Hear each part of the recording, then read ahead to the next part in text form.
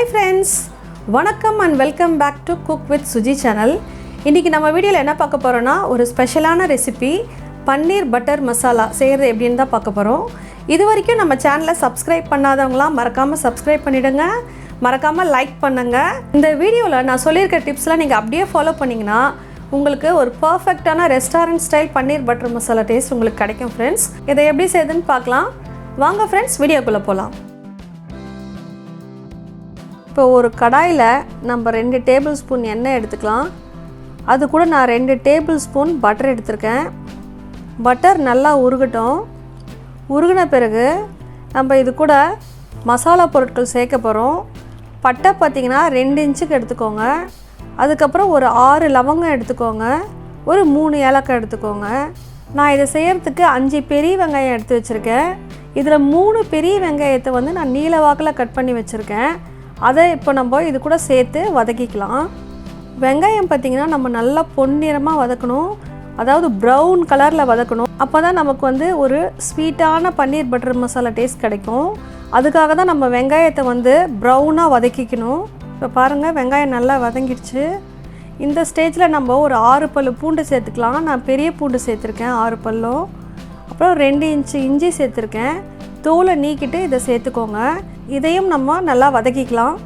இப்போ பாருங்கள் நல்லா வெங்காயம் ப்ரௌன் கலரில் வர ஆரம்பிச்சிடுச்சு. இந்த ஸ்டேஜில் நம்ம ஒரு கை அளவுக்கு முந்திரி சேர்த்துக்கணும்.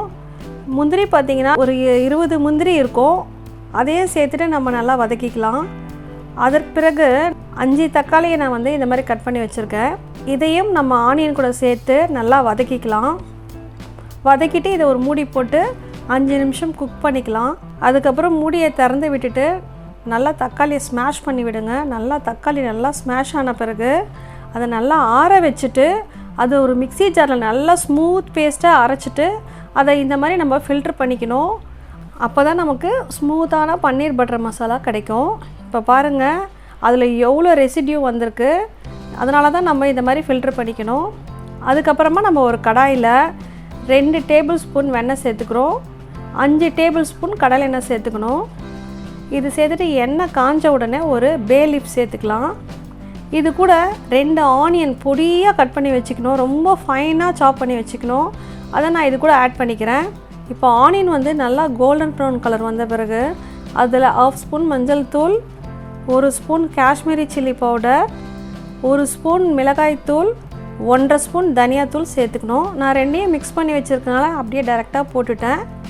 இதையும் நல்லா கலக்கிக்கோங்க. அதுக்கப்புறம் 1 ஸ்பூன் சீரகத்தூள் சேர்த்துக்கோங்க. சேர்த்துட்டு அதன் பிறகு வந்து கரம் மசாலா பவுடரும் இது கூட ஆட் பண்ண போகிறோம். கரம் மசாலா பவுடர் பார்த்திங்கன்னா ஒரு 1/2 ஸ்பூன் சேர்த்தா போதும். ஏன்னா நம்ம ஆல்ரெடி பட்டை லவங்கெல்லாம் ஃப்ரை பண்ணியிருக்கோம் இல்லையா, அதனால் 1/2 ஸ்பூன் எடுத்துக்கிட்டால் போதும். நம்ம எடுத்து வச்சுருக்க அந்த பேஸ்ட்டை இது கூட மிக்ஸ் பண்ணிக்கலாம். இந்த பேஸ்ட்டு கூட நம்ம அந்த பாத்திரத்தில் கொஞ்சமாக தண்ணி ஊற்றி அதையும் நம்ம இதில் சேர்த்துக்கலாம். சேர்த்துட்டு இது நல்லா குக் பண்ணிகிட்டே இருங்க. இது ஒரு 10 மினிட்ஸ் குக் ஆன பிறகு அதுலேருந்து நம்மளுக்கு ஆயில் பிரிய ஆரம்பிக்கும். அந்த ஸ்டேஜில் நம்ம 1 ஸ்பூன் சால்ட்டு சேர்த்துக்கலாம். 1 ஸ்பூன் சுகர் சேர்த்துக்கலாம். இதை சேர்த்துட்டு இது மாதிரி நல்லா ஒரு 10 மினிட்ஸ் அளவுக்கு நம்ம குக் பண்ணணும். குக் பண்ண பிறகு நான் வந்து 400 கிராம்ஸ் பன்னீர் எடுத்து வச்சுருக்கேன். 8 பேர் சாப்பிட்லாம் இது. இதை வந்து நம்ம இது கூட சேர்த்துட்டு ஒரு 5 மினிட்ஸ் வந்து குக் பண்ணலாம். கஸ்தூரி மேத்தி 1 ஸ்பூன் எடுத்திருக்கேன். இது இந்த மாதிரி கையில் உள்ளங்கையில் வச்சு நல்லா க்ரஷ் பண்ணி பவுடர் மாதிரி பண்ணி இது கூட ஆட் பண்ணிக்கோங்க.